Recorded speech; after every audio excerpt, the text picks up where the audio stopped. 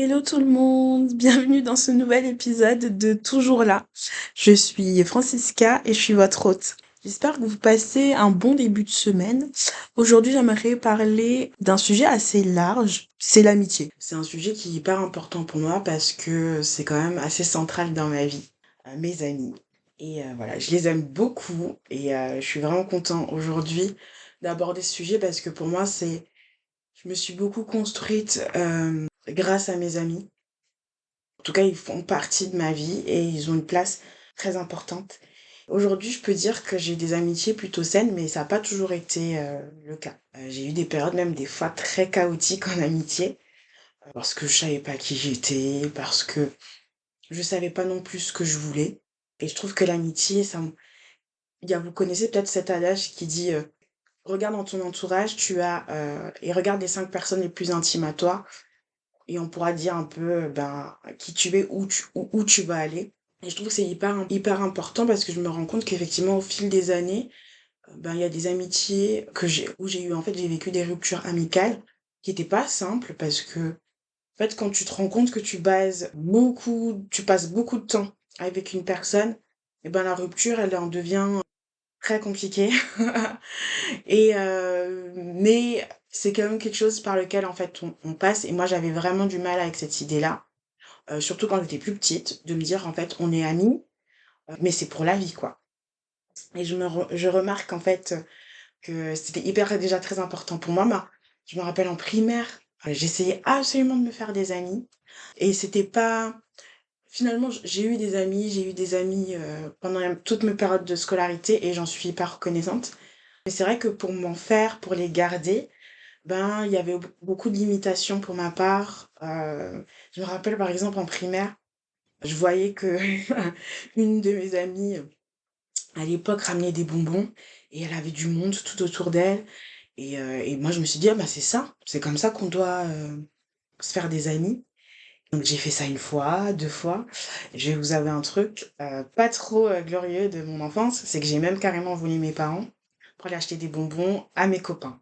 Tous ne l'étaient pas, mais c'était quand même quelque chose où je me suis dit, ah, si je fais pas ça, eh ben, j'aurai pas d'amis. C'est ce que je croyais, hein. Bien sûr, heureusement, mes parents m'ont arrêté et je pouvais avoir des amis autrement. Et en plus, à l'époque, je sais même pas si je sais pas si j'ai été raquettée. Franchement, j'essaie de me rappeler un peu, mais ça me pas non plus hyper. Je sais que c'était hyper traumatisant pour moi, mais je pense pas que j'ai été raquettée. Mais il y avait un truc un peu bizarre, tu vois. Je ramenais des bonbons. Ah, t'en ramènes pas? Donc t'en ramènes, tu vois. Mais je vais pas commencer à me victimiser, c'était en le passé. Mais du coup, voilà, il y avait cette partie-là. Et j'ai remarqué, en tout cas en étant plus grande, en tout cas partie, je pense que c'était collège, niveau collège-lycée, en fait, j'avais beaucoup d'amitiés auxquelles, ben, on aimait rigoler, on aimait passer du bon temps. Et c'est vrai que ça tournait beaucoup autour de la taquinerie. Et finalement, j'ai remarqué, maintenant je me dis à l'âge adulte, j'ai remarqué qu'en fait, j'avais noué beaucoup de relations à l'époque qui aujourd'hui, hein, je suis plus en contact avec eux, mais c'était toujours vraiment tout autour un peu de la taquinerie. On se taquinait et même moi, à un moment donné, je me rendais plus compte. Vous savez, il y a des moments où, ok, on se taquine là, est-ce qu'on est encore drôle ou c'est méchant?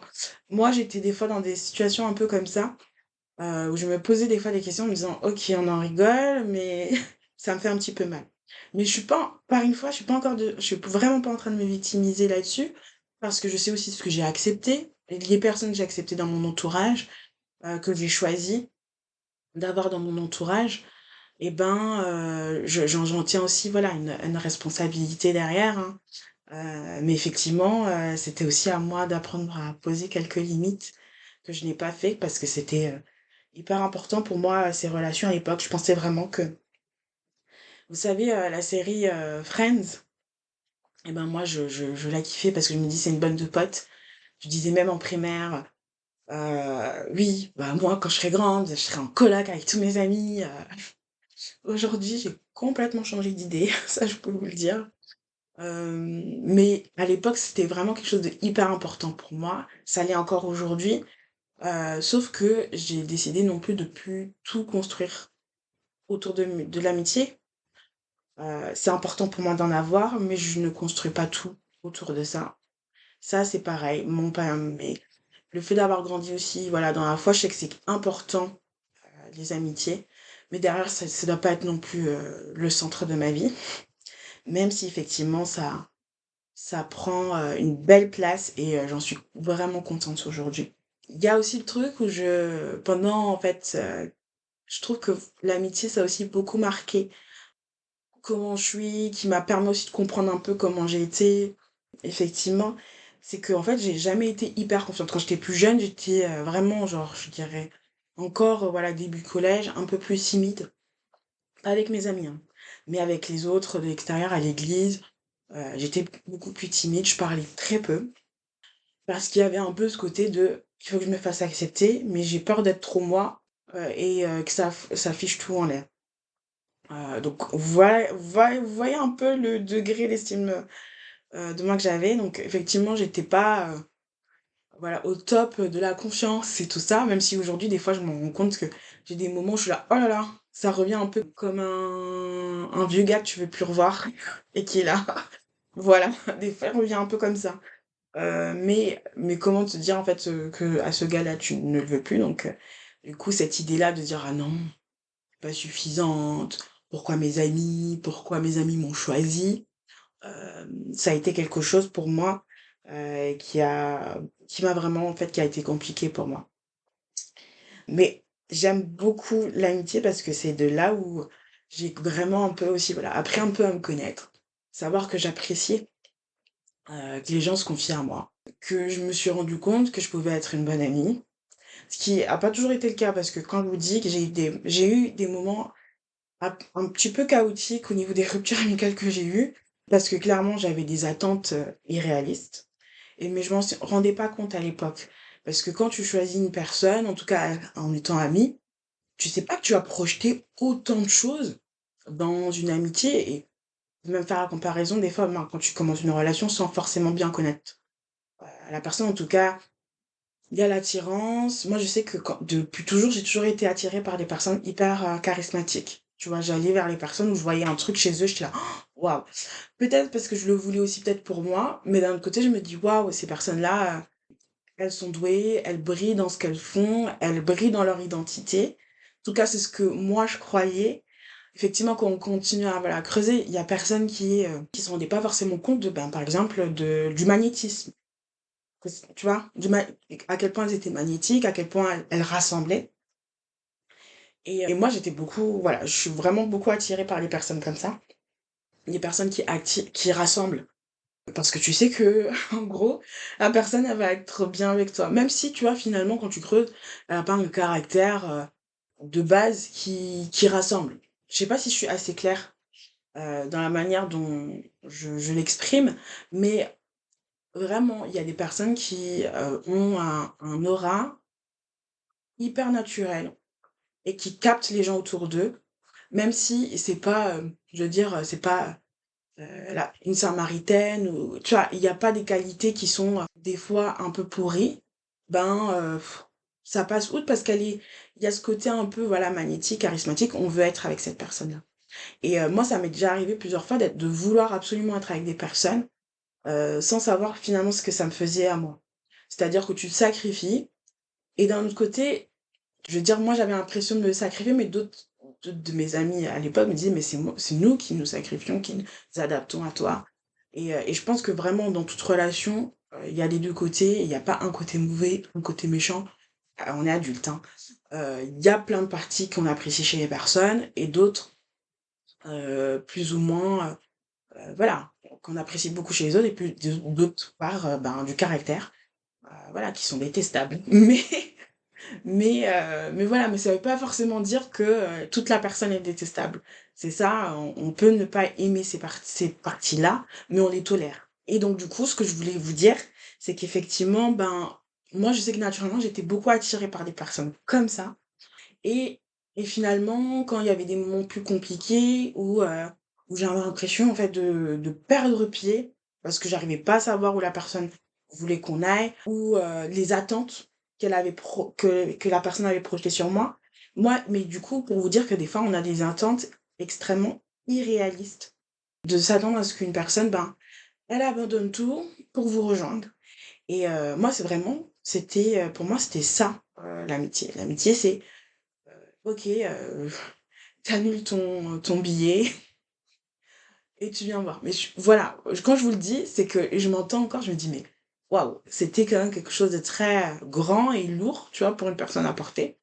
Mais quand tu es plus jeune, tu dis pas: «Oui, tu des, les» tu dis pas: «Oui, ils ont des hyper grandes responsabilités», tu pas de grandes responsabilités non plus à ton âge quand tu es un peu plus jeune, donc tu te dis pas, voilà, que c'est pas possible de tout abandonner pour aller voir, ton ami.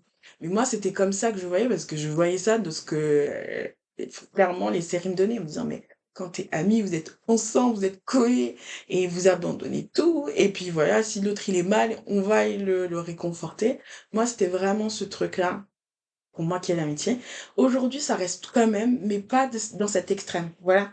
Il y a quand même un équilibre qui vient s'installer et je pense qu'il y en a plein qui pourraient me dire que pareil, à un moment donné, et je connais encore des personnes qui sont hyper chaudes froides, en fait. Si tu me donnes rien, au revoir. Si tu me donnes un peu, voilà, c'est pas toi qui va être ma priorité. Et tu vois, c'est OK parce que je me dis aussi que, voilà, chacun a sa définition propre de l'amitié. C'est justement à la rencontre avec la personne avec qui, ben, tu sais pas forcément que tu vas devenir ami, qui est important, en fait, de se dire: «Mais en fait, qu'est-ce que tu attends de cette relation? Est-ce que la personne est au même niveau que toi ou justement, et aussi le remarquer aussi dans des relations que des fois, il y a des périodes où vous allez être hyper en phase et d'autres fois, il y aura un déséquilibre. Mais c'est pas parce que la personne t'aime moins, c'est pas parce que la personne ne souhaite pas passer du temps avec toi, mais c'est que clairement, vous êtes sur une période, une saison de vie où vous avez pas les mêmes choses et les mêmes objectifs, vous avez pas les mêmes réalités sur, la saison dans laquelle vous êtes en train de vivre. Après et c'est souvent ça, après mes ruptures amicales, c'est là où je me suis dit: «Mais en fait, c'est quoi mes attentes, dans l'amitié? Qu'est-ce que je recherche? Pourquoi je construis des fois tout autour d'une seule même personne?» Et quand en fait, ben, je prends le temps en fait de me dire: «Bah, en fait, qu'est-ce que moi je veux?» Et c'est vrai que moi la chose dont j'ai vraiment appris d'une de mes relations amicales que j'ai eues qui a été hyper forte parce que, vu des moments hyper vulnérables et des moments, plus compliqués que j'avais vraiment genre dit à personne d'autre. Et ben, en fait, à la fin de cette rupture amicale, je me suis vraiment remis en question en me disant: «Mais quelles sont les attentes, que tu as? Pourquoi tu as construit finalement tout autour de cette même personne?» Et pourtant, tu es entouré, tu as des amis et je me suis rendu compte aussi vers la fin de cette amitié-là j'avais tellement peur que cette personne puisse me rejeter, que je marchais sur des œufs. C'est-à-dire que je marchais sur des œufs, j'évitais trop la coller, j'évitais d'être avec elle à fond, de peur, clairement.